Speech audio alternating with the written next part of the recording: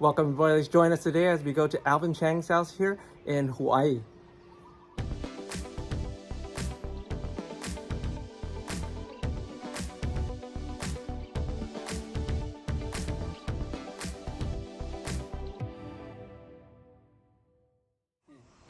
Yeah, this is a Ficus benjamina. I've had it for a long time. It was kind of a lower end plant sale material. And at one time I got it shaped with the apex up here and a long branch coming this way. And then I think lack of care and I don't know what else. This main trunk, actually, the top died off and the long branch died off. So this is actually new growth in the last 7 or 8 years, and just training these branches down, and it's doing okay, I think. It's right pretty. now. It's a very pretty tree. Especially the opening of your garden is very pretty. This is your view. I'm just like awestruck of your view, especially your bonsai, and then this view in general in Hawaii. You know, this living in paradise. I don't know if you wanna. This is from a cutting femina. Oh, Femina, about 8 or 9 years old from a cutting. Does need some trimming. you got to talk about that buttonwood. That buttonwood Okay. is just so pretty. This angle okay? Yeah, it's pretty. Okay. This is a buttonwood tree. Originally, it's came from Florida, and the story went. Papa Kanashiro is a long time bonsaiist in Hawaii, active in the 60s, 70s, and 80s. And I believe it was in the 80s. He did a demonstration in Florida, and he pointed out this was hey, this is a nice tree here. Then when he got back to Hawaii, shortly after, he found this tree on his doorstep as a gift. Wow, that's amazing story. And it arrived in Hawaii now. Look at that. Yeah, and I'm not sure why it's called buttonwood. I think I grew it one time, and he said it could be because of the wood is hard, and they made buttons out of it. Also, it could be because of the berries on it. This one does have berries on it. You know, they kind of resemble buttons. So maybe somebody, if you know the answer, can let us know. Oh, that's great.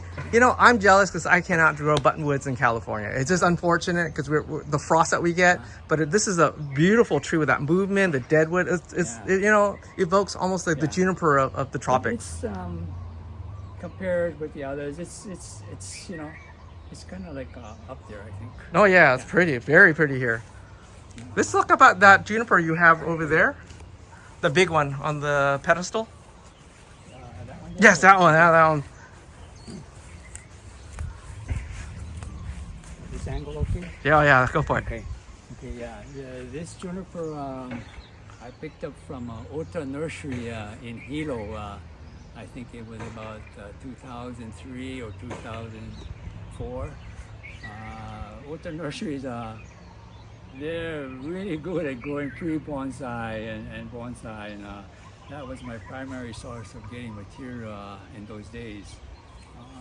This one was about this big, I think, at that time, and I've always put it in a larger pot, and it's grown and grown. And I think from 2011 to 2014, I put it in the ground, and the trunk did fatten up, and I did make the front the other side all along, but looking at it after it was dug up from the ground, this side was kind of tugging on me to make this a front. So one day I just did it. I had to take some risk. I think I split this back branch in half and then pulled this back, and this branch I had to kind of force it to kind of go this way, and I'm lucky I didn't kill it. So I think you did an awesome job, especially just the movement. Really, it makes sense. Every single step from the top to the bottom, you got movement in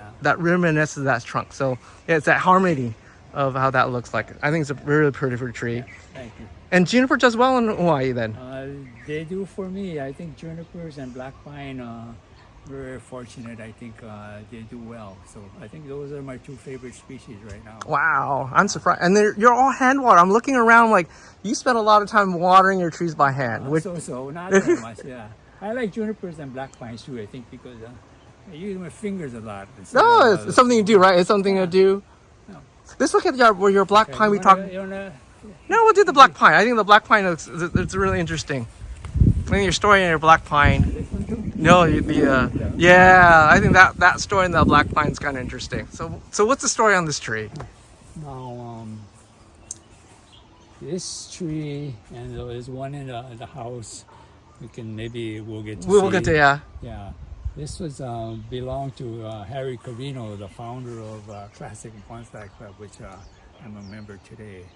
And I think as he was getting older, he had a group planting that I think was maybe his favorite bonsai group of planting of 5 trees, and this was the main tree, and then it was handed down to the one person. Then I think he let somebody else take care of it, and it went bad. I think then it was passed to me when I got it, so I just tried to keep it alive. And the second tree, I think, died at that point, and the tree did come back to health. You know, the rest of the trees, and I split it up. And this is the main tree. It's a slanting style tree, so you know, it's been taking care of it. This is for about maybe 8 or 9 or 10 years. I've been taking care of it since then.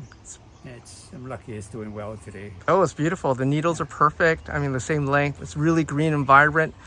I'm just shocked to see black pine grow so well in Hawaii. Yeah, I need to do some thinning out. Let's go down to the and let's when we're walking.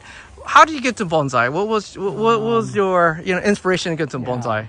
I think I've always been interested, and so in 1985 I took the Hawaii Bonsai Association ABCs of bonsai class. Yeah. By the way, we'll be having a show at the end of this month. I can tell you more about it, and we'll be having a class in September. It's just It's a great way. Yeah, it's a great way to support your club. I get it. I've even got some trees for the class right here. So, what's some challenges that you guys have in Hawaii? You know, I think we cannot, pretty much impossible to import trees because of the strict agriculture regulations. Even from Japan. Even from Japan, even anywhere.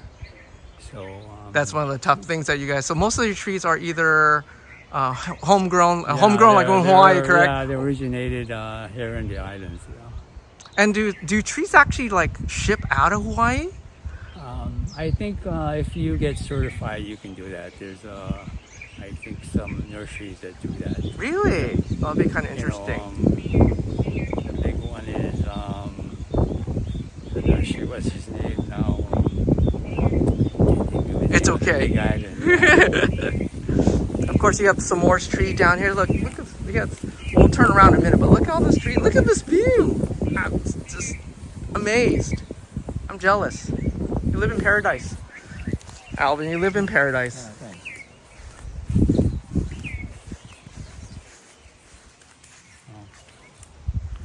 Okay. Yeah. That way. Go ahead. Yeah. Okay, this is a femina, belongs to a fellow HBA member, and worked on it from time to time, and then she didn't want to take it home because she lives in a warmer area, so wanted to leave it here, and she doesn't want to sell it either, so the last she told me I can have it. Anyway, it's here right now, and it's doing okay. It did have a second trunk there. It's always kind of weak, so I chinned it. It's a beautiful chokan. It's just beautiful. Especially, I'm just shocked that you can grow trees like this in Hawaii so well. If I was thinking about Hawaii, I would think about tropical trees, not black pines and junipers that grow so well here. And then you guys are really. I mean, you got to talk about this tree right here. Look, this is another. Look at this. It's Prostrata. Look how healthy. Prostrata from a cutting, 11 years old. It has movement, has shari in it. He has a tangent that he's built on the top. I would not expect a prostrata this well grown in Hawaii. Yeah, thank you. Here's another prostrata. Oh yeah, it's pretty. Look at that. Now this tree, either side can be the front. Can you see that? Oh yeah. Wow, that is a dual front tree. Look at that. That's really interesting. I picked this up from a friend. I was at my friend's house in 2019. It was on its way to a plant sale. I asked him how much you going to sell it for. He said, the most I think I can go and ask for is $40. I just gave him $50. That's an awesome tree. Look at that when you get in Hawaii. Prostrata. Yeah. This is a San Jose juniper. You got to check these stands because my wife was out here earlier, and if you not noticed, these are like sewer pipe stands that are piloted into the ground with a stone on top or a paver on top. That's a great. There's even something under the rock so that they won't tip over. You know. Oh wow! They won't. That's beautiful too. Look at that. Let's look at some of your what you got your workshop trees. We're gonna talk about your workshop. Okay. The Baikoen Bonsai Association is will be running some classes starting the 16th of September for 3 weeks, 3 Saturdays from 9 to 12. And these are a little over half of the workshop trees. We just picked this up from the nursery a week ago. Awesome. Prostratas. Okay. I like it.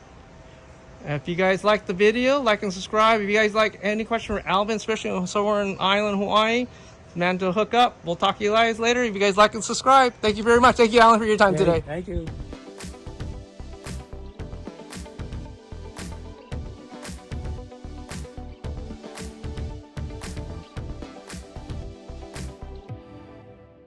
This Tokonoma was had it built when this house was built about 24 years ago, and I use it for displaying bonsai every now and then. I kind of like a collector of scrolls, and nowadays I think picking up scrolls that more matches with bonsai. You gotta for the post for the Tokonoma is square bamboo. They grow that in Japan, and to make it grow square, they put